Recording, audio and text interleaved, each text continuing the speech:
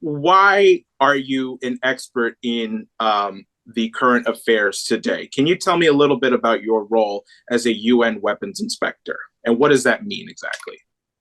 Well, I think even before we talk about the UN weapons inspector, the reason why I don't want to jump forward to that is because it's literally jumping over, um, a tremendous part of the thing.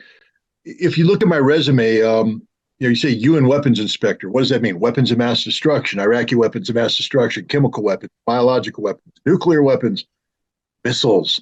And then you look at my background. I'm not a chemist. I'm not a biologist. I'm not a nuclear science, a physicist, and not a rocket scientist either. I'm a beer drinking, football playing history major. That's it. That's as simple as it gets. I don't pretend to be anything other than that. So why would a beer drinking, football playing history major suddenly be put in a position where he's running weapons of mass destruction inspections in Iraq? And to understand that, you have to go back to my beer drinking, football playing times in college. I was a child of the Cold War. My dad was a career Air Force officer, and we were raised, sisters and I were raised all over the world. I think our formative years were in Hawaii, Turkey, and Germany. I went to high school in each one of those locations. Um, my dad served in Vietnam, so there's the whole anti-communist aspect to this childhood. The Cold War was real. We lived in Turkey in the 1970s. Our schoolmates' fathers all had really interesting jobs, like monitoring Soviet nuclear tests at a seismic station outside of Ankara, Turkey, intercepting Soviet communications at a top secret SIGINT intercept site in Sinop. And we can just go on and on and on. It was just one of these weird places that you only read about in obscure spy novels, but it was real. It was Turkey during the Cold War. Then we went to Germany, and it stopped being a spy novel and it started being a war novel. In the little town of Charlottenbach that we lived in outside of Kaiserslautern, um, in the first winter I was there, they were holding major exercises, and literally you had American tanks and armored vehicles crawling through the farmers' fields and in the forests, uh, because our village happened to be in the last line of defense that the United States was going to be mounting if the Soviets decided to come across the border. The border, which, by the way, was just 80 kilometers that direction, where the First Guards Tank Army was waiting with 100,000 men to come across. This was real. There were airplanes flying in the sky, helicopters flying in the sky, armored vehicles everywhere. We lived next door to a place called North Point. It's a nuclear weapons storage facility. And if there was going to be a war, that would be one of the first places hit, which means my home was literally ground zero for the future conflict. And ground zero meant my family and I were dead. It's that simple. That was the reality, not theory. This isn't something that we thought about. There was a book in the 1960s called *The Last Babylon*, and it was a book about the end of the world, nuclear war between the United States and then the Soviet Union. And *The Last Babylon* was the code phrase that this fictional Air Force officer would call up his wife and say, "The last Babylon." It meant the missiles are flying, get the kids, and do whatever you need to do. The world's going to end. My dad used that same phrase, and there were a couple times in the 1970s where he had to go down into the nuclear bunker because of an impending crisis, and he would call my mom and say, "Alas, Babylon," because we thought it was it. So that was my childhood. And so when I went to college, after graduating high school, I was singularly focused on being in a position that if the Russians ever came across the border in Europe, I would be right there on the front line to kill them. Kill a commie for mommy wasn't just a cute little saying that we joke about today. It was real. Better dead than red? Oh, you're damn right. The communist threat was the real threat. It was evil, and I was going to be right there to do it. So in college, I studied Russian. I went to college specifically to study Russian language, Russian history, Russian culture, not because I was enthralled with them. I wanted to kill them. But in order to better kill your enemy, you have to know your enemy. You have to know how they think. You have to be able to anticipate their actions. You have to be able to read their newspapers, read their doctrine in the original language, so you don't miss any nuance that might escape translation. And I did that. And but I'm no I ain't no PhD student. I mean, I was a good student. I studied hard and I learned a lot. But I graduated with honors in history, so I absorbed it. But I'm not trying to sit here and say that I was somebody special. Trust me, I was just your average beer drinking football player in college. That's it. I graduated, got my commission in the Marine Corps, and went off to do Marine stuff, which included serving for my first 2.5 years of my Marine career in 29 Palms, California, which is the Marine Corps Air Ground Combat Center, the largest live fire training base in the United States. And I was with a field artillery unit, nuclear capable, by the way, just to show you that this is real. We practiced firing nuclear rounds, simulated nuclear rounds, so that when the time came in combat, we would fire it without any question or without any errors towards the enemy. We were ready to fire a nuke that quick. We're also prepared to kill the enemy. And I spent 2.5 years doing just that, perfecting the art of war from a field artillery perspective, so that if we ever had to engage the Soviet threat, we would prevail. And I thought that was going to be my career trajectory. I finished my time in the field artillery, and I had received orders to a special operations capable expeditionary unit. And I was just happier than a clam in mud. But then, darn it, Ronald Reagan and Mikhail Gorbachev sat down in December of 1987, and they signed this treaty called the Intermediate Nuclear Forces Treaty. See, while I was off practicing to kill Russians in Europe, the United States and Russia were getting ready to kill each other in a very organized fashion with these weapons we call intermediate nuclear forces. For the Russians, it's centered around this missile called the SS-20. It's a road mobile missile. It had 3 nuclear warheads, and they had hundreds of them. And basically, when they fielded this weapon in the late 1970s, it became advantage Russia. They now had the ability to saturate Europe with nuclear warheads, just annihilating everything, and we had nothing to stop that. So the decision was made that we would have to deploy a counter, and we did this with something called the Ground Launched Cruise Missile, and then the Pershing II missile. There was big disruption in Europe during the early 1980s when this was being considered. The German people went out in the streets and actually brought down the government of Helmut Kohl, collapsed the government in protest over this. This was a big deal because the Europeans were saying, we don't want to turn Europe into a nuclear playground between the United States and the Soviet Union. We're not happy about this, but we did it anyways. Fortunately, after doing that, both sides came to their senses, but they did it in the most unconventional way. We almost went to nuclear war. You see, remember those exercises I was telling you about where we have the tanks outside my yard?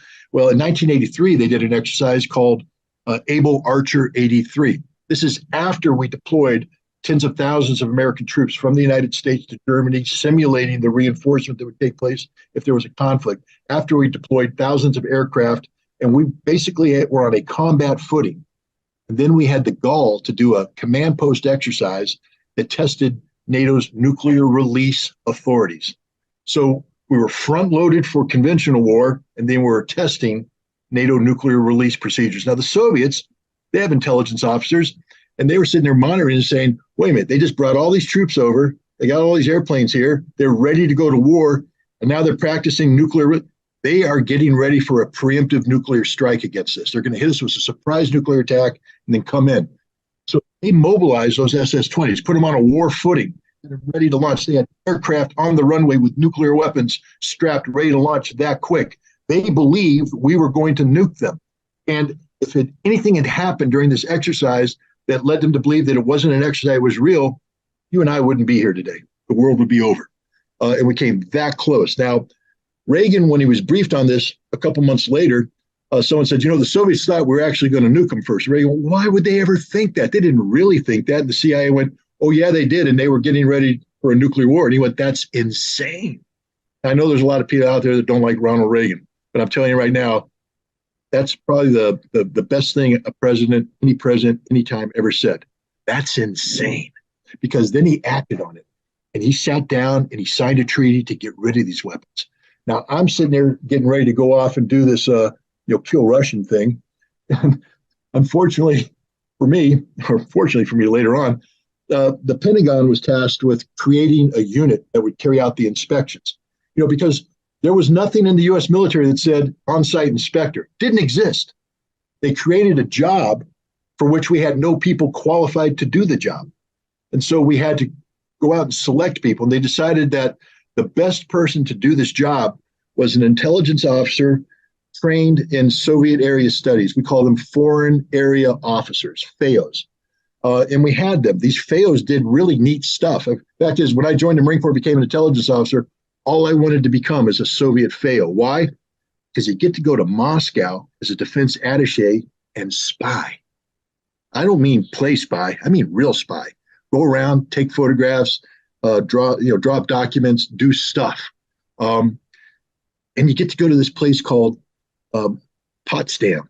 It's outside of Berlin, East Berlin, something called the Military Liaison Mission. And you get to run around in souped up off-road vehicles and run around and spy on the Soviets legally. That's your job. Your job every morning is to get into a vehicle and drive around and escape the Russians, run around, take pictures, and then come back and come in. The coolest thing in the world if you're an intelligence officer. That's what I wanted to do. And we had a whole bunch of people who did it, who spoke the language. They went through the FAO program. That means they got a graduate degree in Russian area studies. They went and got specific language skills. Then they spent at least a year, sometimes two, at this place called the U.S. Army Russian Institute in Garmisch, Germany, up there in the beautiful Alps. And they had this village that they had populated with Russian emigres, and you would come in and you would live an immersive Russian language, Russian cultural experience, learning how to think like a Russian, speak like a Russian, act like a Russian, before going off and doing your jobs. These guys were the true experts. So the military said, those are the guys we want to be the on-site inspectors. We'll teach them how to do the missile stuff and all that, but we need Russian experts to do this. Unfortunately, we didn't have that many of these foreign area officers. And the Marine Corps was tasked with providing a certain number of them. And they started going down the ranks. And, Lieutenant Colonel, we got one. Send them. Major, we don't have any. Captains, we don't have any. First lieutenants, we got Ritter. They're looking at my folder and it says, speaks Russian, Russian history. I played football. If you think I was fluent in Russian while I was drinking beer and playing football, I don't know what you're smoking. But no, I knew a little bit of Russian, but I wasn't fluent. But they're like, nope, speaks Russian. I did know Russian history. I'll give that to them. And so I went as a first lieutenant, joined this agency where all they wanted were majors. Majors were the junior guys, then lieutenant colonels, then colonels, and then a general is in command. I show up as a first lieutenant. Literally, this is a no joke. The first day I arrived there, a guy came up to me, he was a lieutenant colonel, he looked at me and he said, hey, coffee machine's over there, get to work. Meaning my job is to get them coffee. Well, I'm a Marine officer. My job's not to get anybody coffee. But and I didn't.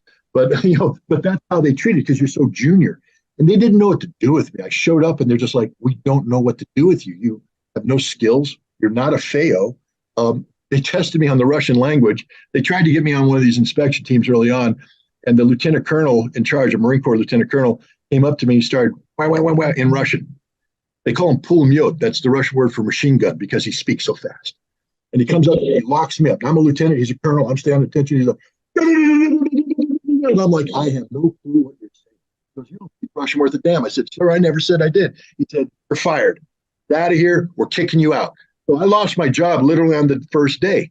But fortunately, they kept me around because the Marine Corps didn't know how to receive me so quickly. And long story short, I ended up being put in charge of counterintelligence as a first lieutenant. Crazy. And I created a program that involved polygraphs of everybody who was going to go over to the Soviet Union because I was told that that's what you have to do.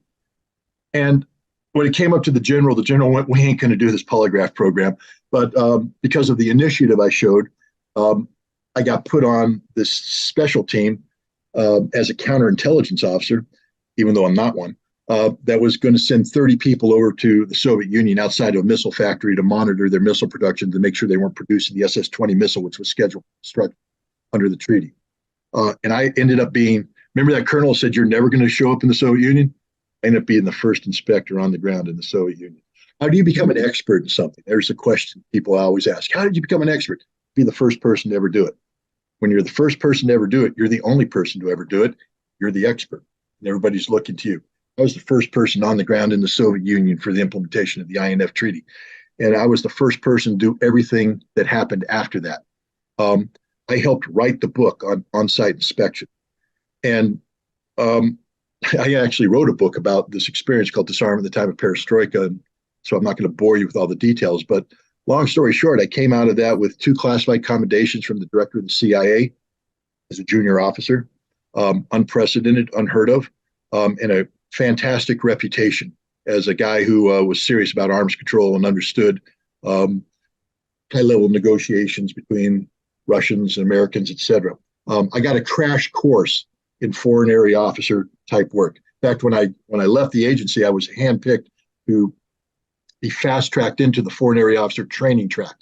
Um, Unfortunately for me, the war came, and now we come to part two of my career, the Gulf War. Um, I I ended up on the staff of General Schwarzkopf in Riyadh, Saudi Arabia.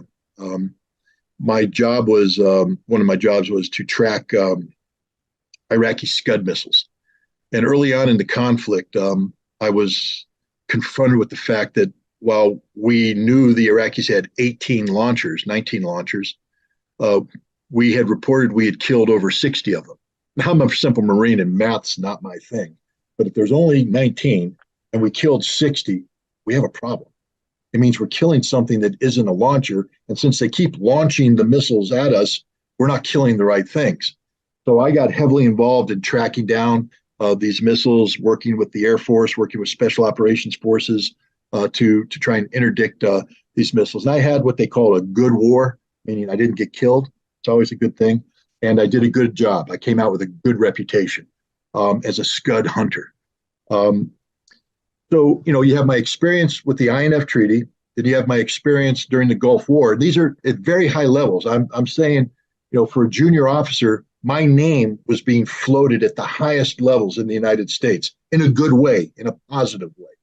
Um, I left the Marine Corps after that because, to be honest, the Cold War was over and killing Russians was no longer the thing to do.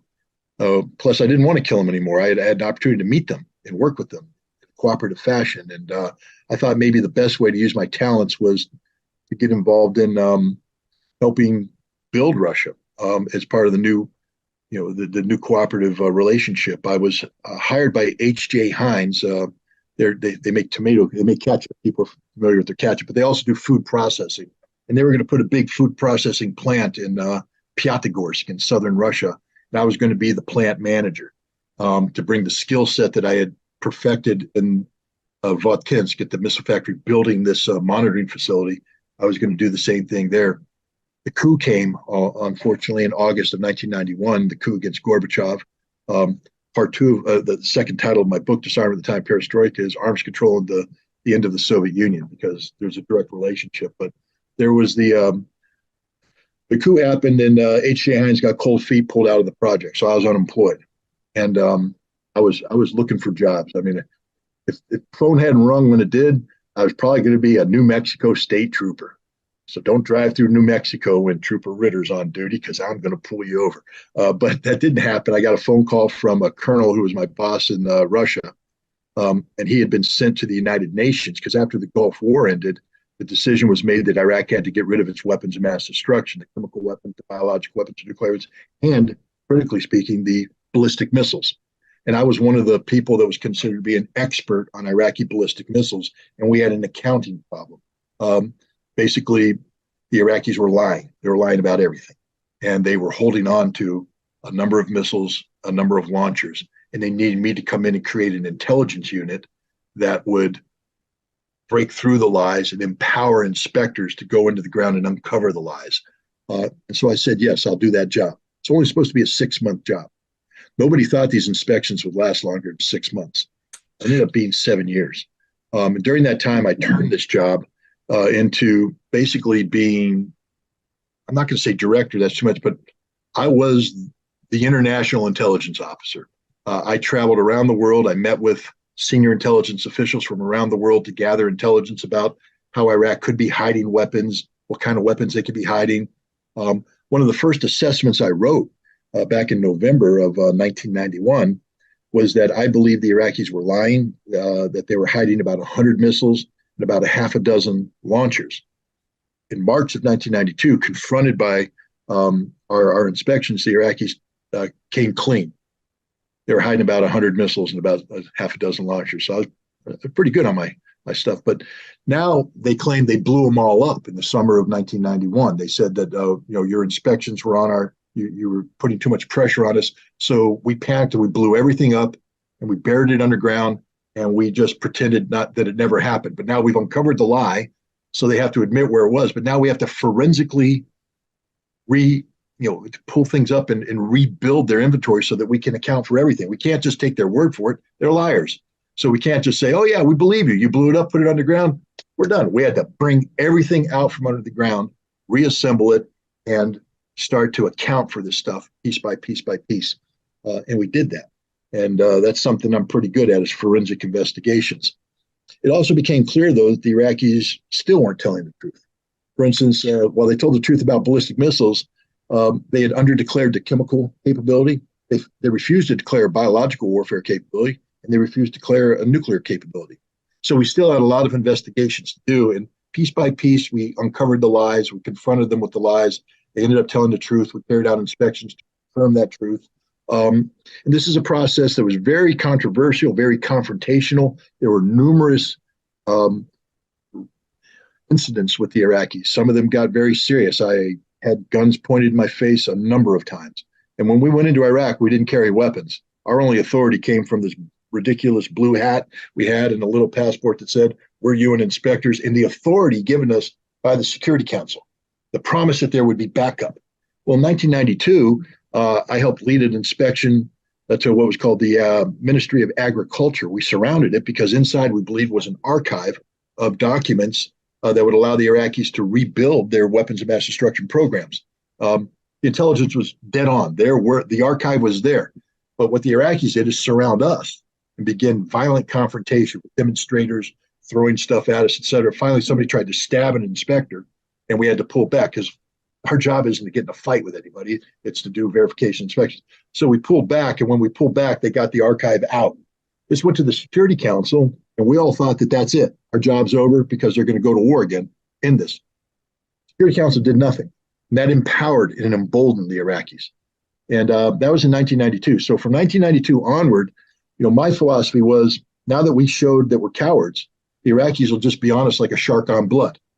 I said, we can never be cowards again. And I became the most aggressive person you'll ever want to meet. I wasn't violent because my job wasn't violence, but I got in their face. I didn't back down. You put a gun in my head, I pressed it in my head, and I said, pull the trigger. Pull it, you son of a bitch. Pull it. I did that on one occasion. I challenged them to blow my brains out. And they backed down. They backed down, not me. That's how I approached all my teams. I told them straight up, we're the alpha dogs. When we go into Iraq, we pee wherever we want to pee. We mark our territory. If they pee on top of it, we pee on top of it. Alpha dogs. We never back down. And we didn't. We pushed them and pushed them and pushed them, and we came very close to uncovering the whole truth. And the truth was supposed to be accounting for their weapons. Now, we needed 100% standard. That's what the Security Council said, 100%. By 1997, we had achieved about a 92, 95% certainty about what happened. And from me and others, we were saying, we think this is good enough, guys, because the stuff that we can't account for, you're never going to get. I already dug everything out of the ground there is to dig. Sometimes when a body gets buried, it just decomposes and there's nothing to find. And there's stuff we were not. Plus, what we're looking for degrades over time. So if you believe they're hiding it, and they started hiding it in 1991, by 1997, it's no longer viable. It's ridiculous to keep looking for something that no longer matters. But the United States wasn't interested in disarming Iraq. They were interested in getting rid of Saddam Hussein. In fact, they used the inspections as an excuse to keep economic sanctions in place against Iraq. Sanctions that, by the way, killed over 500,000 Iraqi children. If you remember the infamous statement by Madeleine Albright, when confronted with that, she said, that's a price we're willing to pay. Well, Madeleine, you didn't pay the price. The Iraqi people did.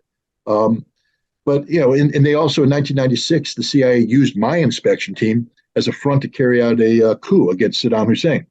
Now, under normal circumstances, the Iraqis had every right to take me, my team members, line up us against in the wall and shoot us. They didn't. But we lost a lot of trust and confidence on the part of the Iraqis. They always viewed us after that point as being an arm of the CIA trying to kill their president. And this is important when I'm trying to get into presidential palaces to confirm they're not hiding anything in there. So it's a messed up situation. But, and that pretty much is why I resigned. My job was to carry out an investigation to an end that would hopefully lead to the lifting of sanctions and bringing this to an end. The United States didn't want me to accomplish my job. Quick story on how I really angered the U.S. In 1998, I was supposed to lead an inspection into Iraq in March that was supposed to trigger a war. When I say that, I mean I was at the White House briefing it, State Department, and we had a final meeting in the U.S. ambassador's office at the U.S. mission in New York. Bill Richardson was the ambassador at the time. And Richard Butler, who was the chief executive of the UN inspection team, got up and on a whiteboard, he said, Ritter, you got to go in, you got to do your inspection of this facility, which was the Ministry of Defense headquarters, which the Iraqis had said is a red line. If you go there, it's going to be war. We're never going to let you into the Ministry of Defense. Said so. And the U.S. said, well, you're going to the Ministry of Defense. So they said, you got to go to the Ministry of Defense on this day. We have to have a crisis. Get your team pulled out on this day so we can bombing on this day. I said, who's we? The UN doesn't bomb anybody. I'm a UN weapons inspector. Who's we? Well, the Americans. I said, but my job is to do an inspection, not to provoke a fight. He said, no, sure, but the Iraqis won't let you in. Boom, boom. I said, okay, we'll see. I went and did the inspection. Madeleine Albright tried to stop me from doing the inspection. A lot of people tried to stop me because they knew that I wasn't a compliant tool of the United States. But what I was a faithful servant of the Security Council mandate of disarmament, which the United States voted for. So I viewed myself as being the most faithful servant of the United States. I went to the site. We showed up, and sure enough, the Iraqis weren't going to let us in. And they had their senior people coming down saying, Ritter, what do you think you're doing? I said, I'm trying to inspect this building. They said, well, you can't. And I said, if I leave here, understand that as I leave, cruise missiles are coming in. It's all over. And you're going to die. You're going to die. You're going to die. I'm not threatening you. I'm just telling you what the reality is. And you guys know that. So you have a choice. Let me in on my terms. Remember, I'm the alpha dog. I pee higher than everybody. Let me in on my terms or you all die. That's just the way it's going to be. And they thought about it. And they came back and they said, okay, we'll let you in on your terms because we trust you. And you want to know why they trusted me? Leading up to this inspection, I spent 3 years going back and forth to Israel, getting Israeli intelligence about Iraqi weapons of mass destruction. The Iraqis don't like the Israelis, but their intelligence had found out about this. And he asked me straight up, he said, how's Israel? I said, Israel's nice this time of year. He said, so, you travel there a lot. I said, well, the fact that you're asking me that question means that you know I do. So yes, I travel to Israel. Yes, they give me information. And yes, that information is used in the inspection. He said, he turned to the senior Iraqi guys, including their chief of staff and their minister of defense. He said something in Arabic was, this guy's honest. He's not lying. He's not going to lie. We should trust him and let him in. So I got in there. We spent many hours in the Ministry of Defense looking for everything we needed to look for. And there was nothing there related to our mandate. And we left. Madeleine Albright, meanwhile, was in Paris bragging to her French counterpart that any minute now she's going to get the phone call that's going to bring the missiles down on Iraq. And when she got the phone call, it wasn't the one she wanted. And from that moment on, the U.S. government hated my guts because I didn't give them the war they wanted. And by August, that was in March. By August, it was too much. They interfered with inspections. Basically, all they wanted me to do was create a crisis that could lead to a confrontation. So I resigned. I resigned in protest over U.S. interference in the work of the inspectors. I testified before the United States Senate. There's an infamous clip or famous clip, depending how you want, of Joe Biden and I having our little stare off as he chastises me for operating above my pay grade. This was above my pay grade. That's why they get the limos. You don't, Scotty boy, etc. But that set me on a path of, I guess, speaking truth to power. Initially, I focused primarily on the Iraq issue because that's the one that was most able to effectively be involved in. Later on, I got involved in talking about Iran's nuclear program. I'm a fervent believer that the Iranians are not pursuing a nuclear weapons program, that their nuclear program is for exclusively peaceful use. And then because of my background in Russia and disarmament, et cetera, I've been following the Russian situation. In 2010, 2009, 2010, I started writing for Energy Intelligence, which is the premier publishing arm of Energy Intelligence Group.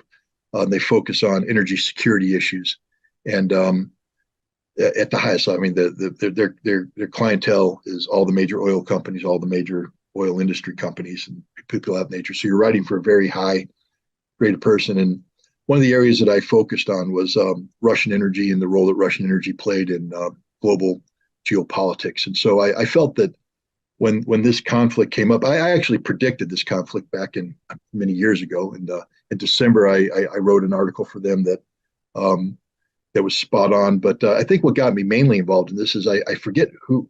I did a podcast with somebody. I can't remember. They called me up out of the blue because I was just writing the occasional article on Ukraine and Russia. And then somebody said, "Hey, could you come on and do this podcast?" And I did it, and I guess it went viral. And and from that moment on, people were just calling up saying, "Hey, can you be on this podcast? Be on this podcast? Be on this podcast?" And I do, and I'm comfortable talking about things that I feel competent to discuss. But I'm not out there marketing myself as as the expert on the Ukraine situation. For instance, I didn't call you to be on your show. You called me to be on your show, and I'm doing it because you made a request. And I feel like if you're going to talk about empowering people through knowledge and information, you can't walk away from a valid request to talk about that. But the last thing in the world I want to do, and this isn't any offense to you, but the last thing I want to do is be on a podcast. I would rather, at my age, be walking my dogs, reading books, drinking beer, watching football. That's what I would rather be doing. But life circumstances, dictate that maybe my task right now is to do something else. Well, Scott, you said quite a lot there, and kind of I'll give you an opportunity to say something in just a minute. But I think there's actually a lot of questions that have been prompted over that, and I think the main one, the overarching one I see, is that you keep saying I pissed off the United States. The United States wanted this. What exactly determines America's military posture, and what was determining it in the 80s, and is that related to today? Because you said something important. You said Reagan said there's no way the Soviets would think we're trying to bomb them. Why would they think that? And then when he got the info as to no, they really did, he acted on it. From my basic civics class here in New York City, now, the United States doesn't have the same education system it once had. But I learned that the president is the commander in chief, that he is the highest ranking person in the military, supposedly. Right. And that's, what I graduated learning and thinking. Why is it the case that the president didn't know that when it was happening, only after the fact? So who is making the military posture, and what determines that? Well, that is a very good question. At the end of the day, it always originates with civilian leadership. Franklin Delano Roosevelt authorized the Manhattan Project. Manhattan Project was a nuclear weapons project designed to create an atomic bomb that could either be used against Germany if the Germans went forward with a nuclear weapon, or after the war in Germany ended, against Japan for controversial reasons. Some people say it was to terminate the conflict. I believe it was to intimidate the Soviets. But we dropped 2 nuclear weapons on Japan. But by the time we dropped those weapons on Japan, Roosevelt was no longer president. He died, I think, in April 1945. He was replaced by Truman, who had not been in the loop with anything. So now we begin the process where, remember, our Constitution mandates civilian leadership of the military. But now we have a situation where a system is already in place.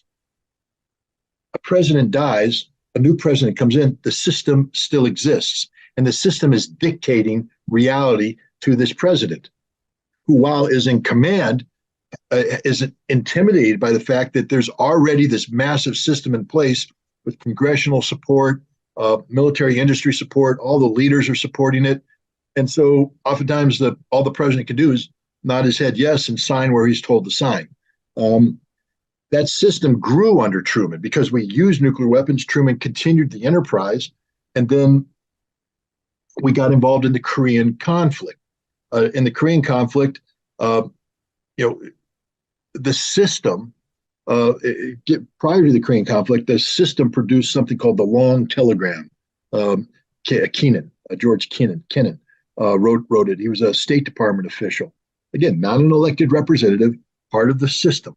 He writes this long telegram that then is used to define a posture of containment to the Soviet Union. So the system now uses Kennan's telegram to brief the president to get approval for imposing a system. It wasn't the president telling the system to do this. It was the system going to the president going, all right, I think that's a good idea. Let me sign it here and go on. Then Eisenhower became president. Eisenhower inherited the system. Eisenhower, being who he was, looked at the system and said, this is broke. This is broke. This is a system that lied to him about a bomber gap.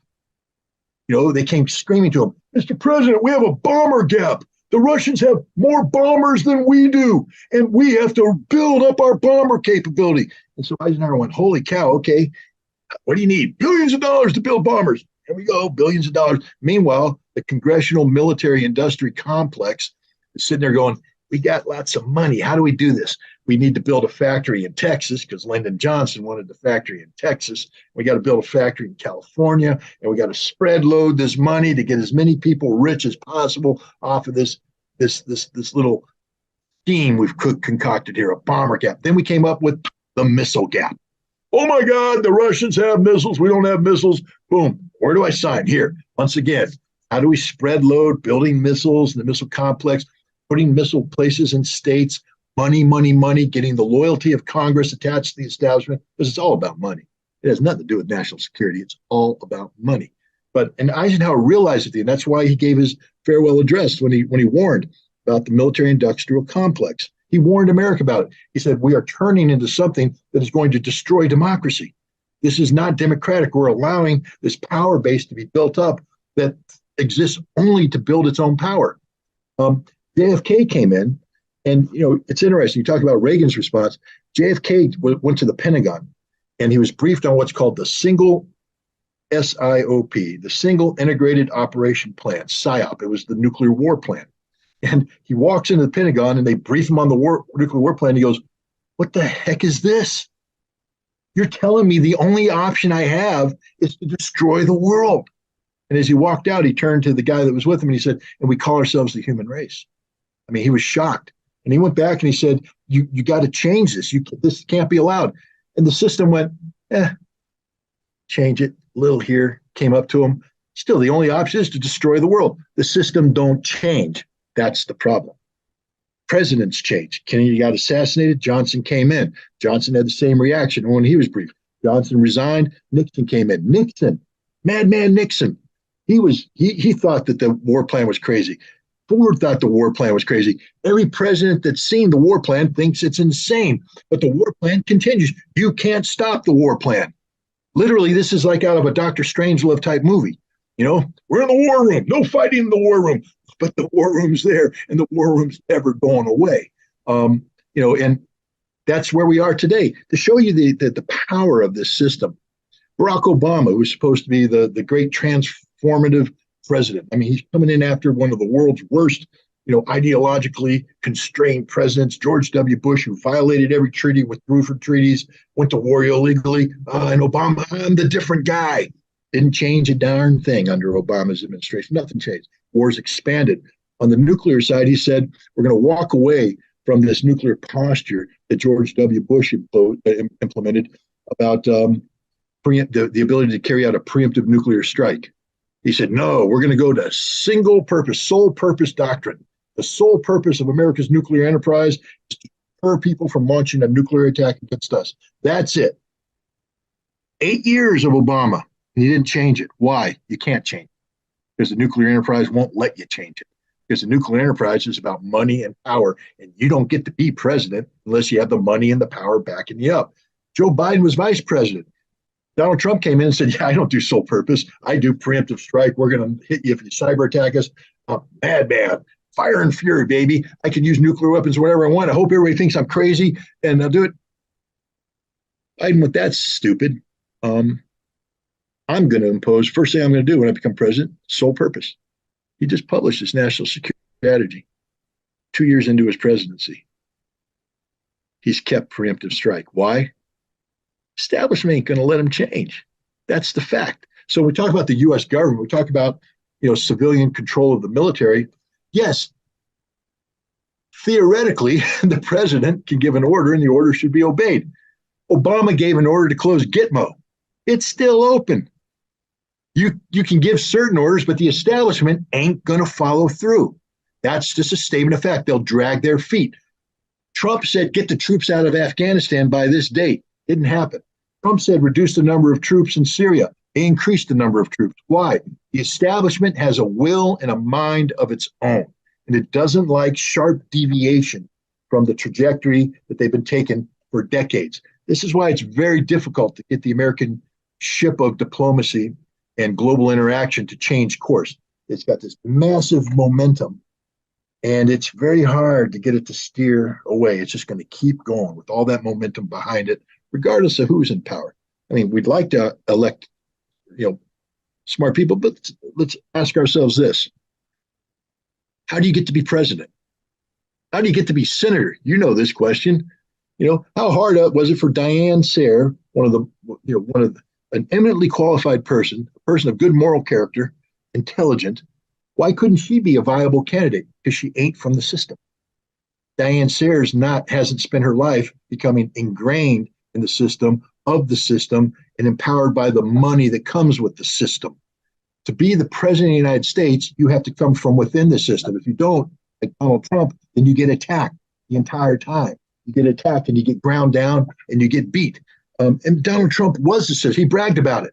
When people said, how about tax evasion, all that stuff? He said, I know it better than anybody. Why? Because I do it all the time. I am the system. I'm the system. Nobody knows the system better than me. So even Donald Trump, being an outsider, was really an insider. Anybody else who wants to be president has to come from the inside, which means it's not really civilian leadership of the system. It's the system leading itself. They pick who's going to be president. They pick who's going to be senator. They pick, for the most part, who's going to be in Congress. The system's broke.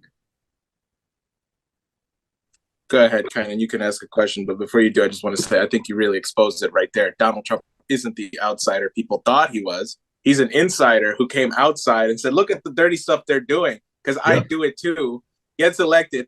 Anyway, I'm going to go back in there, but, thanks for getting me in here. So go ahead, Kynan. But we voted for him anyways.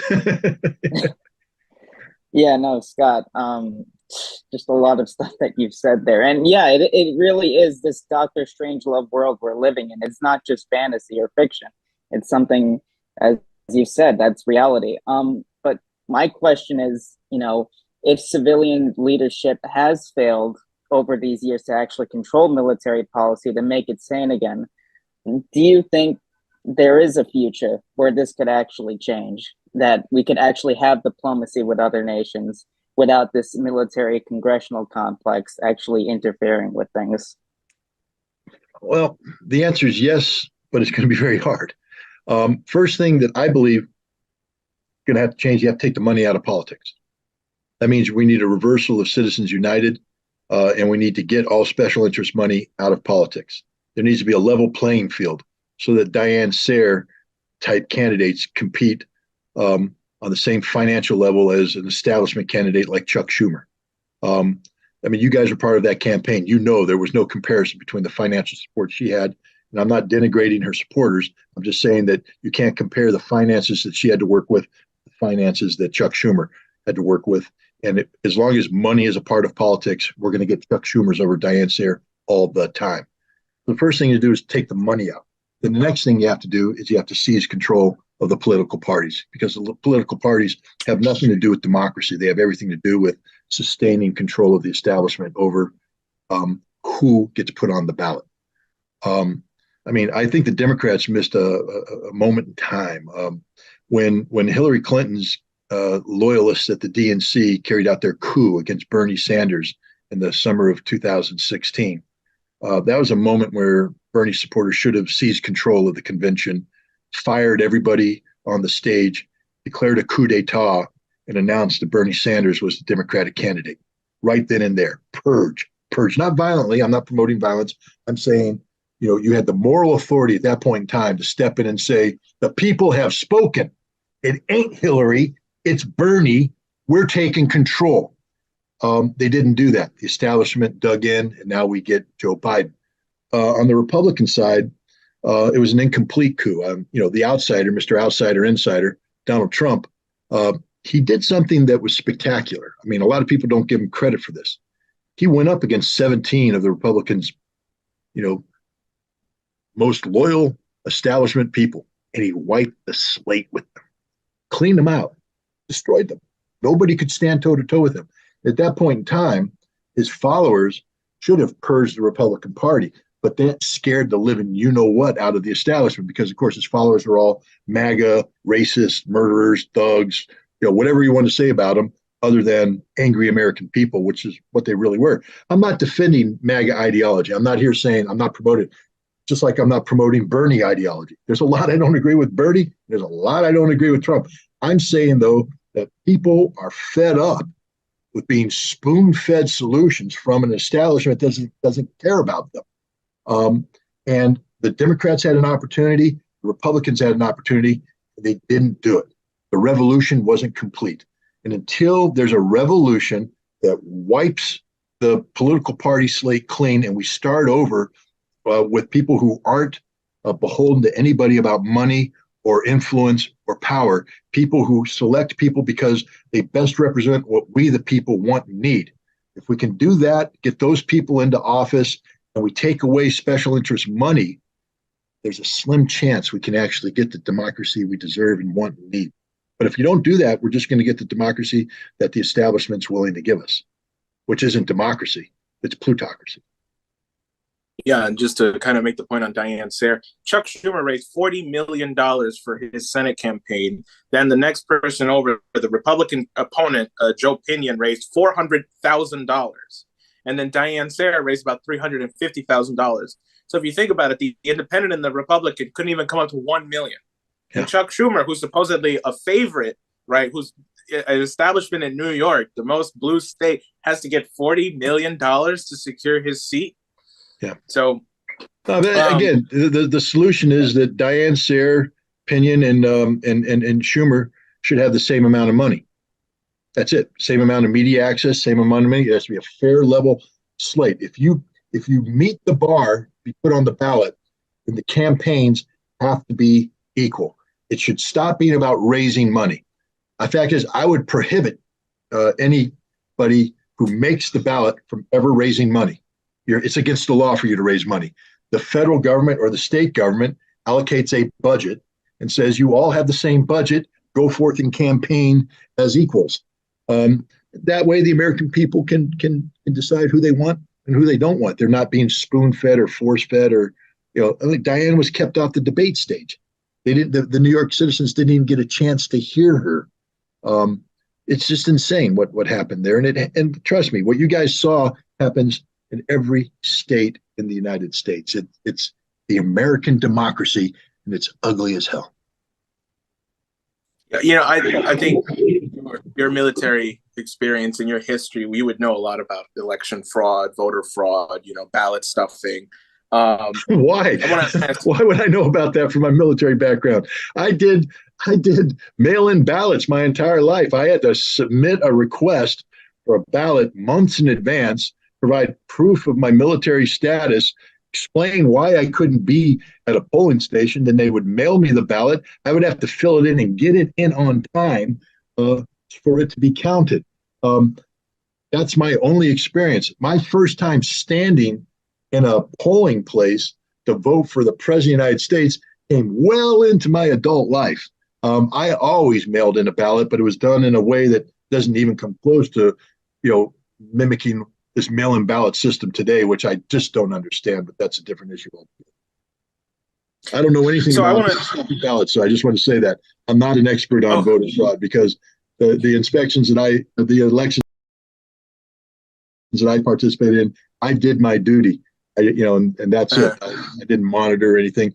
And if you're thinking about, overseas, well, here's what I learned. Um, you know, the United States is supposed to be the world's preeminent democracy. I mean, we sell ourselves that way. We're the best. We're the best. America's the best. We can't tell you who won the vote 4 days afterwards, a week afterwards. In these third world banana republic places where we send monitors in, same day results, same day. How do they do it? Why is that the case? And why can't we do it? Now, I'm not saying there's fraud going on in the United States, but what I am saying is if it takes that long, you create the perception that there could be fraud. You need to get the election results out quick so that the people who voted have confidence in the system. But we have the system that just fundamentally broke. So every election I've seen, look, I watched democracy grow from inception in the Soviet Union. Mikhail Gorbachev, when I arrived in 1988, it started this democratic revolution, transitioning away from Communist Party single control to a democratic system where the Russian people elected representatives to the people's the Congress of People's Deputies, and then they elected a Senate type thing called the Supreme Soviet. Then you had a president. That was what he's trying to build. I monitored, not in an official capacity, but as an interested foreigner. I was there at the polling place for the first elections in the Soviet Union. I watched it happen. I was present at inception and at conception. And I mean, it was literally one of the more emotional moments because you're just literally watching democracy give birth. And to look at how they did it and all that, there was no controversy. There was no ballot stuffing. It was a citizen showed up with documents, showed the documents to prove who they are. They signed in, they cast their vote, and then they walked out, and the results were determined that night. People sat there and counted the votes and came up with the tallies. They got everybody together. They did the numbers and said, this is the person who voted. Back then, they had this requirement that you had to have a plurality, not just a majority, but a plurality. So there was a runoff election. And there were actually two runoff elections to get a result. But it wasn't because of anybody's concern in how the election was run. It was just the nature of the way they did the election, where you had to have a distinct majority to win the seat. But it was a beautiful thing to watch. So even in communist Soviet Union, they ran a cleaner election than any American election I've ever seen. You just busted some of my act there. No, that's absolutely ridiculous. It's insane that, the United States today in the past has accused other countries of running, fraudulent elections. Yet look at our system today. There's this runoff going in Georgia. I mean, what kind of system are we running where we can't even find out who won, the same day of the election? It's absolutely mismanaged. And look at the amount of money that they're funneling into Georgia. Why does democracy have to cost that much? How much does it cost the average American to go to the poll? Not much. Especially it would be cheap if you made it a national holiday. But imagine that, making it a national holiday so everybody can vote without worrying about anything. But no, we don't do that. But here's two candidates, Warnock and Walker. Everybody knows who they are, but it's going to come down to money. They're pouring in money, advertisement. Is that democracy? It's not democracy. It's something else, but it ain't democracy. Yeah, the thing about the Soviet Union having cleaner elections than we do, because I think like many other Americans, kind of bought into this, there's corruption overseas, but not here, right? You always overhear about the CIA overthrowing this government or installing this puppet government here, ballot stuffing here. That's what I was referring to, which kind of leads into my next question. What does it necessarily mean to be a Marine intelligence officer? What is the difference between like Marine intelligence, Navy intelligence, Army intelligence, and then normal CIA, NSA intelligence? Well, anytime you do military intelligence, you're providing intelligence support to a specific skill set. Marines are the amphibious force in readiness. So, what does it mean to be a Marine intelligence officer? When I was there, what we called our intelligence officers were expeditionary intelligence officers, meaning that we were experts in supporting an expeditionary force with intelligence support. We had to be able to integrate with the national intelligence system, take data out of that, but we also had to have the ability to collect intelligence on our own. So we had to use the assets available to us, whether it be reconnaissance Marines, signals Marines, using attached units like Navy SEALs, aircraft using RF-4 aircraft, OV-10 aircraft, U-2. You learn about all the systems so you can put together a collection plan that meets the needs of the supported commander. So the commander will come up with his information needs, essential elements of information, what he needs to know to make a decision. He's basically asking questions. What's this? What's that? What's this? I have to take that question now and I have to parse that down into the individual information requirements. What do I need to know to answer that question? And once I break that down, then I have to take each one of those and say, how do I get that information? What do I have to do to get that information? I can get it using a database. I can get it by tasking an intelligence collection resource, et cetera. And so you send out all your taskers, that information comes in, and then you have to assess it. And sometimes the assessment's incomplete. You refine the questions and you send them back out. And eventually, I put together an assessment that I brief my commander that answers his questions. And then what happens is he asks new questions, and the cycle starts all over again. So if you're a Marine intelligence officer, you're doing that in support of your commander, whether at the battalion level, which gets very personal. In the artillery battalion, my job was to basically find targets so Marines could fire their artillery shells on targets in a timely fashion, and to understand the threat to us so that we could avoid being targeted. So it's like a giant game of combat whack-a-mole. We're trying to whack them, they're trying to whack us, we're moving, they're moving, and whoever can get inside the decision-making cycle, the OODA loop of the enemy, is going to win.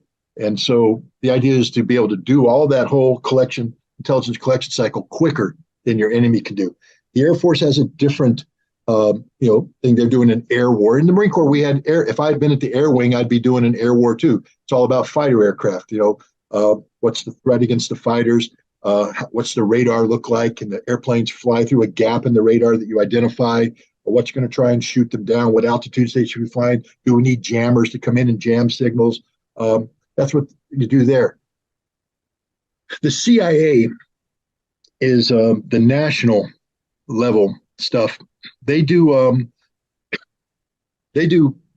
big world analysis because it's all customer driven. The CIA's customer is the President of the United States. The CIA's job is to do analysis that informs the President of the United States. And by extension, that means you're informing the Secretary of Defense, the Secretary of State, everybody else. But your big thing in the CIA is to answer the president's questions. Remember, I said the commander asks questions, the president asks questions. But the other thing the CIA has to do is anticipate questions the president hasn't asked. You can't just sit there and pretend I got to wait for the president. So you have to keep the president informed about what's going on in the world. So that's why they have something called the Presidential Daily Briefing. The Presidential Daily Briefing is a document the CIA puts together based upon the most pressing issues of the time that the CIA believes the president needs to be made aware of. Now, trust me, people say that shows the CIA is trolling the president. You want to watch a Presidential Daily Briefer get fired that quick? And want to watch a director of intelligence get fired? Fail to bring an issue up to the president that comes to his attention later. He's going to say, why wasn't I briefed on this? Why didn't you tell? So anybody who thinks that the CIA is just, spoon feeding him, no, the CIA is, they're scared to death. Then we get it all. Because we don't want a phone call coming in from the French president saying, what the hell's going on in Africa? And the president goes, CIA, what's going on in Africa? Well, last week, why didn't you brief me about this last week? You're fired. So the CIA has to do that. They also collect. And the thing that the CIA does better than any other group, allegedly, is human intelligence. That's their specialty. Their job is to recruit spies. So they have a whole system of case officers who are specially trained to go out and do human collection. They work in out of embassies, they work undercover, and they collect that. The Defense Intelligence Agency does that, but their primary customer is the Secretary of Defense and the chairmen of the Joint Chiefs of Staff. So they answer very military focused questions. They have their own human intelligence capability. They go out and spy, but their focus is on the military, whereas the CIA focuses on the world. The military doesn't like the CIA to get involved in war fighting. So when it comes time to talk about trigger pulling, for instance, in the Gulf War when I was there, we had two in the headquarters there in Riyadh. We had something called the Giles, which was they called the Joint Intelligence Liaison Element, but that's the CIA. It's a CIA team that's put together to provide direct support so that if we have a question at the headquarters, they can go back to CIA and get the answer. But the Defense Intelligence has something called DIALS, and Defense Intelligence Liaison Element. They had their own guy, and they were plugged into the DIA doing that Defense Intelligence Agency. They didn't like the CIA getting involved in decisions about pulling triggers. Pulling triggers is the military thing. So there's competition going on there. Then on top of them, we have something called the National Security Agency.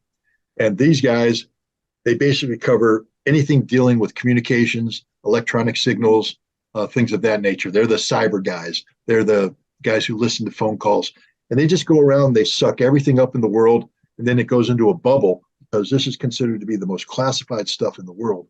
And it goes into a bubble, and each one of these military intelligence groups has liaisons in the NSA whose job is to review that intelligence and see that which is necessary to support. So back to me being a Marine intelligence officer, I would send requests to NSA and say, do you have anything about this? And it would go to my liaison there, who would then go to the NSA and they say, do you have anything about this? And they say, yes, but he doesn't have a need to know. So the answer is no. And then they go, no. And because some of the stuff is so top secret. And you do the same thing with imagery. We have spy satellites. We have U-2 aircraft. Back then we had SR-71 aircraft. I would send in a request for imagery. I would say, I need this target image during this period of time. And then they would do all that. And I'd get the imagery. But the bottom line is the Marine Corps was unique because we had what was called an expeditionary intelligence officer. Me. And I did everything. The Air Force had specialties. They had an imagery intelligence officer. They had this specialty. The Army had specialists. So whenever I went and talked with my Army or Air Force or Navy counterparts, I was dealing with specialists. And it was somewhat intimidating because they were really experts in that specialty that they had. But they couldn't operate outside of that. Whereas I operated totally outside of it. I could do anything. You could plug me in here, plug me in there, because the Marine Corps is so small. So I think we actually had the best intelligence officers of the entire military because our intelligence officers, when I was in, were responsible for knowing everything, masters of everything, a jack of all trades, master of none, unfortunately, but we could do everything. Unfortunately, the Marine Corps has changed. We now have specialty officers. We have a ground intelligence officer, an air intelligence officer, human intelligence officer. So we've gone the way of the other services. But above all, at the end of the day, an intelligence officer is an analyst, a highly trained analyst. And this is where my history training came in, because being able to do historical research, to go through archives and stuff, and then assimilate this data and write a paper about it, because that's what an intelligence officer does. You're doing research. You're researching, assimilating data, and writing an assessment. It's like a term paper, and you send it up to your professor, your customer, and they feed it back. I loved it. I really did love it. There's certain aspects of it I didn't like. Human intelligence can, it gets ugly because you're asking someone to betray their country, and how do you get them to do that? Exploiting weaknesses and frailties, etc. And it's a hard business because you have to answer the question you've been asked. And sometimes the questions are tough questions that ask you to delve into topics that aren't necessarily, all warm and fuzzy topics. You are responsive to the needs of the customer, and that's it. But I hope I answered the question. Maybe I just created more confusion than anything else. Well, if you did, that'd be a good thing, because more questions is always a good thing, in my opinion. But I think you did. I have two more questions, but before I hit you with them, do you have anything?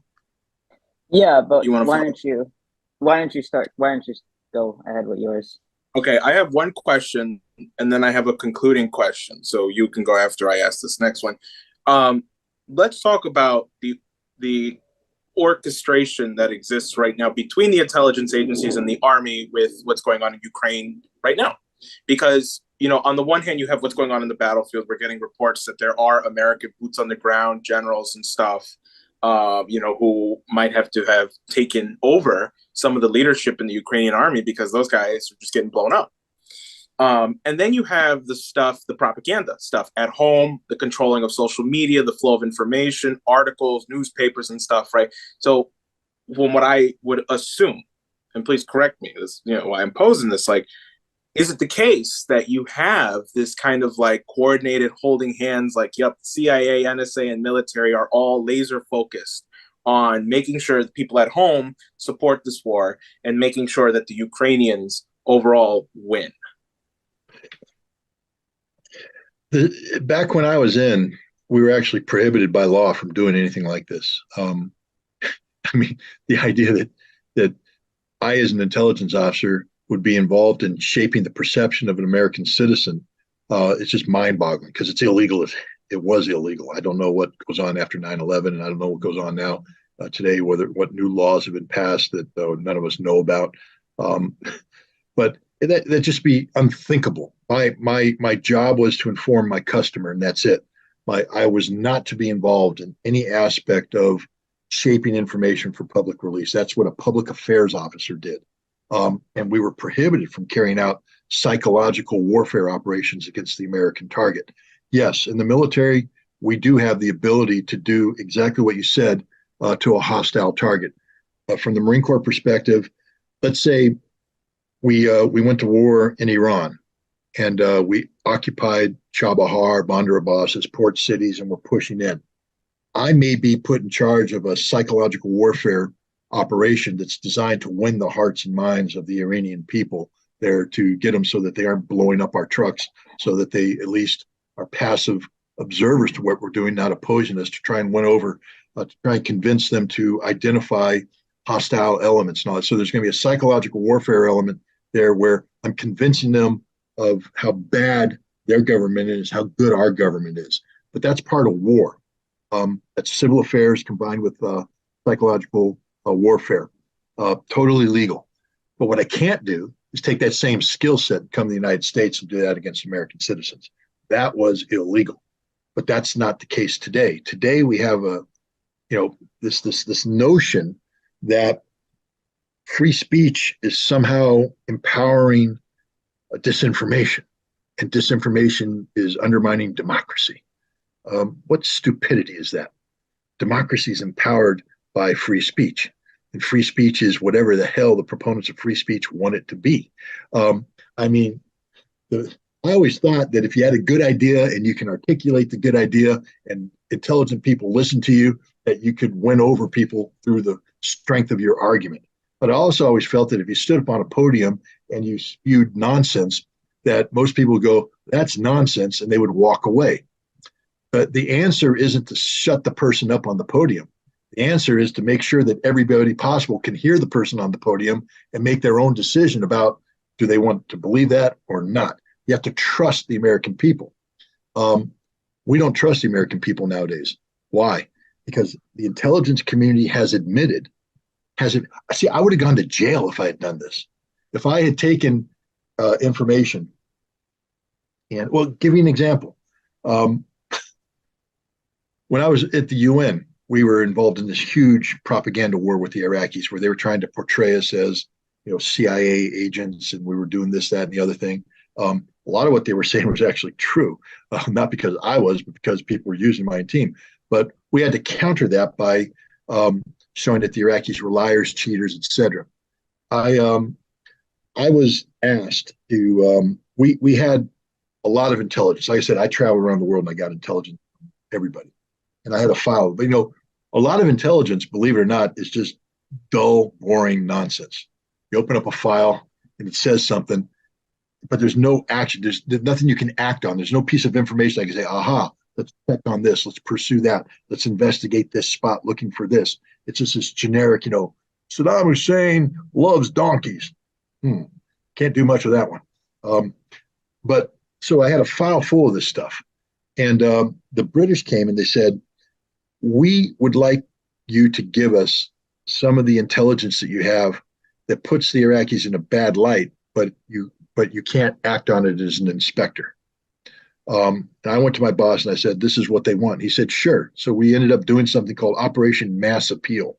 And I would travel to London with this information, and then the British would take it and they would plant it in newspapers around the world. And then, like, India would then run a story, or Poland would run a story. And I was very leery of this because I said, well, okay, but don't plant it in an American newspaper because I can't be involved in that. And I was told by my American counterparts, I'm no longer in the intelligence business. Officially, I'm a UN employee, so don't worry about that. It's none of my business what happens to this information. And I've always had a little bit of a problem with that whole thing. I know why we did it. I know the pressures we were on to try and counter what the Iraqis are trying to do. But if you have to stoop to their level to beat them, then is it really a fight worth winning?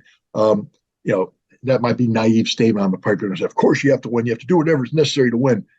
Not by compromising yourself. And I feel like my involvement there was a little bit compromised, which is why I talked about it. I'm very honest about it because, I don't pretend to have been perfect. I've made mistakes. I've made mistakes like everybody else. And I think that was one of my mistakes, to allow myself to be sucked into that business of spreading disinformation in an effort to create a perception. But the U.S. government is doing that today. They've acknowledged it. They admit it. They brag about it. They brag about declassifying intelligence information and then leaking it to mainstream media outlets for the purpose of them playing it as if it's the truth in order to shape perception on the part of the American public. This is just wrong. This is illegal, or at least it used to be illegal. It should be illegal. And the American public should reject it, because now we can't trust anything we get from mainstream media, especially about the issue in Iraq, because as soon as they say anonymous U.S. government source, or if they say anything, how do we know it's true? It used to be that you could trust your government to tell you the right thing. Not anymore. The government's in the business of lying to you. And I know people are going to say the government's always in the business of lying to us. Maybe. But when I first went in and did my Marine thing, I was naive. I actually believed that the U.S. government was trying to do the right thing, wanted to do the right thing, was telling the truth. Why? Because I was told to always tell the truth. And so I just assume that the government's telling me this, that's the standard they're using for everybody. Apparently not. But we can't trust anything today, nothing. And nothing that we're told is the truth. What's going on in Ukraine from an intelligence perspective? Understand that we're in the business of making the Ukrainians look good. So right off the start, we need to know that the CIA has been involved in Ukraine from the very beginning. And when I say the very beginning, I mean 1945, when we started backing something called the Organization for Ukrainian Nationalists, with a guy named Stepan Bandera, whose job was to murder Russians, murder Poles, murder Jews. That's what he did. We liked him because he murdered Russians. We thought that was cool. Stepan Bandera got beat, went into exile. He was so bad that even the CIA said, this guy is bad. He's a bad dude, and not in a good way. It's not like Samuel Jackson bad. You're a bad mother. No, not that kind of bad. This is, you're evil. You're an evil guy. And but we continue to support his group. Even here in the United States, we have Banderas that live in Ellenville, New York. And they worship this guy. They parade in his honor. They indoctrinate children and in his odious ideology. We supported them financially from 1945 up until 1990, and then the CIA never lets their hooks. We controlled them indirectly and direct financing from that point on. We mobilized them in 2014 to carry out the Maidan coup, and we've been working with them and the Ukrainian intelligence services to create the perception that Russia is bad, Ukraine is good. And we do, to show you this, Zelensky made a statement early on. I don't need a ride, because people say, hey, we can get you out of Ukraine, get you into Miami, you can live in your little thing. I don't need a ride. I need ammunition. Boy, that went viral. Everybody, Zelensky's a hell of a guy. Look at him. I don't need a ride. That's what he never said it. Never said it. Probably never even thought it. If you go to the original source, it says an unnamed intelligence official at the U.S. Embassy said this. And now the U.S. I government. thought Zelensky said that. Wow. No, Yeah. nope, You nope. blew my That, mind right well, there. they've come out right now. The official narrative is he didn't say it. He said it. So at least we're admitting that he didn't say it. Same thing with Snake Island. 13 brave Ukrainian soldiers giving the finger to the Russian ship, and they all died a glorious death. And they made stamps and they did this.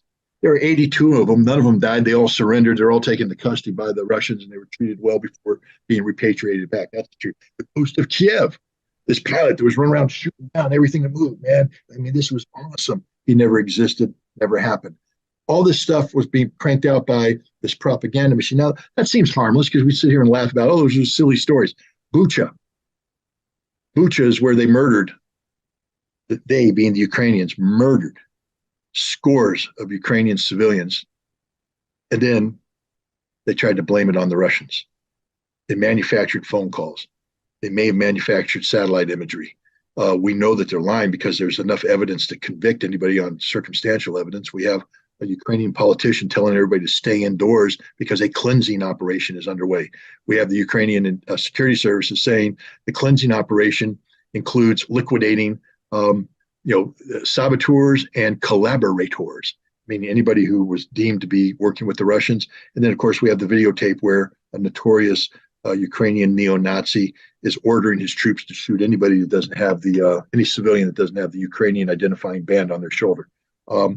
Right there. There's no evidence that the Russians did this, but this is the narrative that is put out.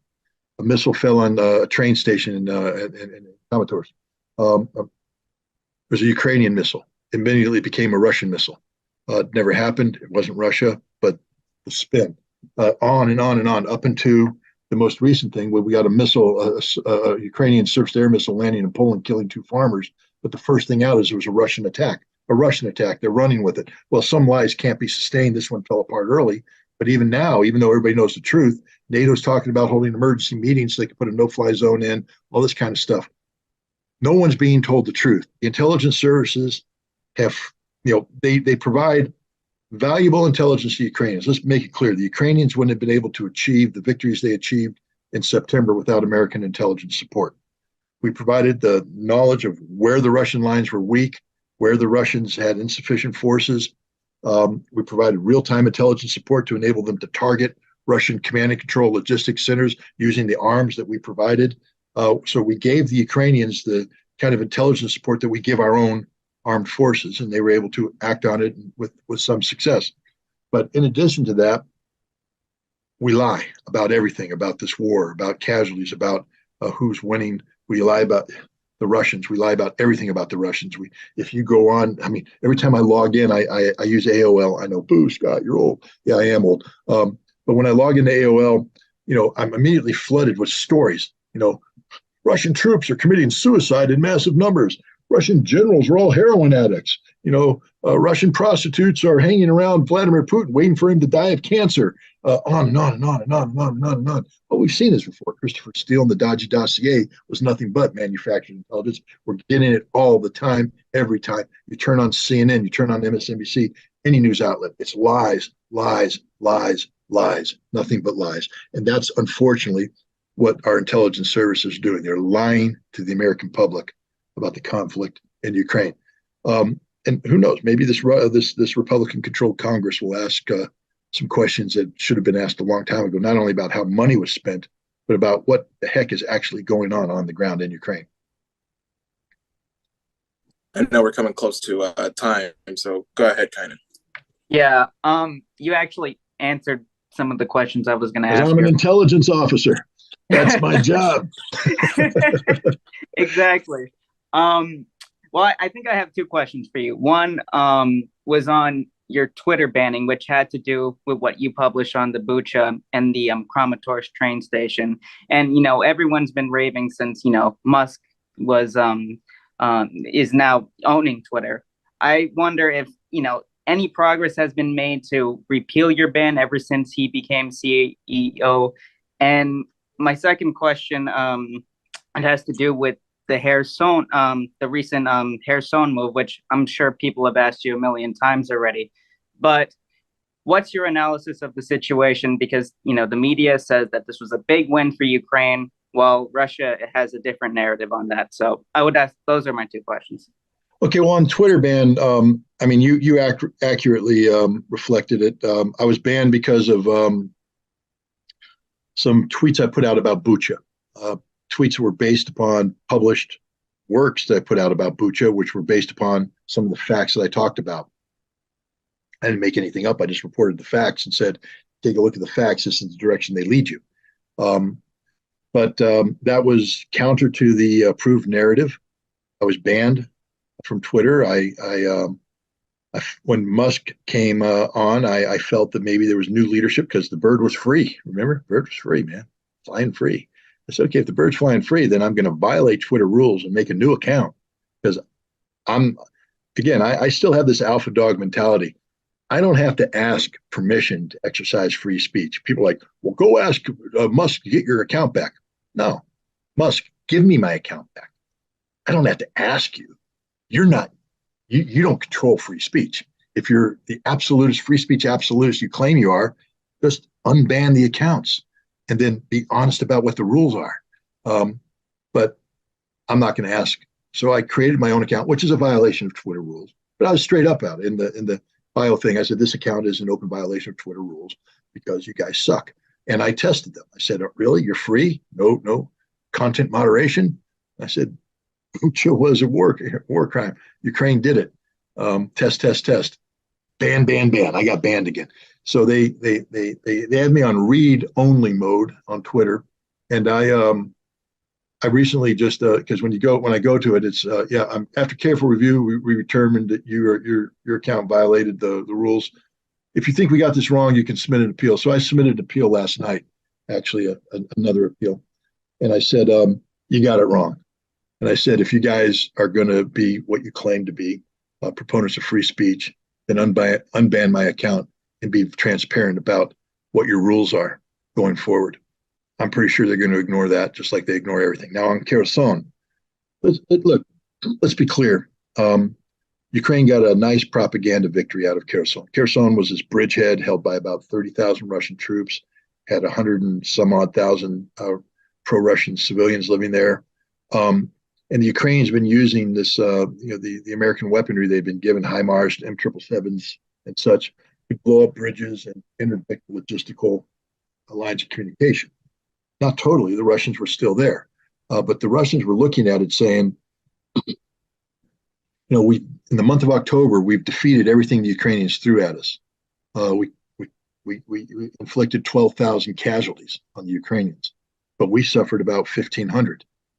And now we're looking at this situation, and it's becoming more and more difficult to support our troops with the artillery they need, the ammunition they need, et cetera. And we could be looking at a situation where if we decide to hold this land, we could lose another 3,000 troops. For what purpose? What value does this land bring? Is it worth 3,000 dead? Plus, there's a dam upriver that if the Ukrainians blew it up, would send a wall of water down that would not only kill a bunch of people, including civilians, but put whatever Russian troops are on the wrong side of the river at risk. They said, why don't we just nip this thing in the bud? Why don't we get rid of all the problems? First thing we're going to do is evacuate all the civilians. And they put the word out. Anybody who wants to come with us, come with us. It took about a month to do this. They got over 150 people, 150,000 people out of there. That's something the Russians never get credit for, actually caring about civilian casualties. They evacuate. When was the last time Ukraine evacuated a city before it went to war? No, the Ukrainians use humans as human shields. The Russians don't. They evacuated them, and then they evacuated their troops. So Ukraine got this piece of territory that, while it's good for propaganda purposes, doesn't change anything. It strengthens the Russians. What people need to realize is that the Russians right now are in the business of buying time and holding a position till what? Until 200,000 troops show up next month that have been organized in the 10 to 15 divisions. Remember that 300,000 partial mobilization? Well, 87,000 have already been sent to the front lines to fill in the gaps. The rest of them are still finishing their training into combat units, and they're going to show up next month. 200,000. And that's when we get to talk about who's winning this war and who's not. Because I have a funny feeling when 200,000 Russian troops show up, fully armed, fully equipped, ready to fight, and the Ukrainians have burned all their forces out on these failed offenses, 12,000 guys here, 20,000 guys here. 20,000 guys here. They got nothing left. I'm pretty sure it's going to change the narrative. We'll see, but I'm confident that Russia is going to be in the driver's seat going forward.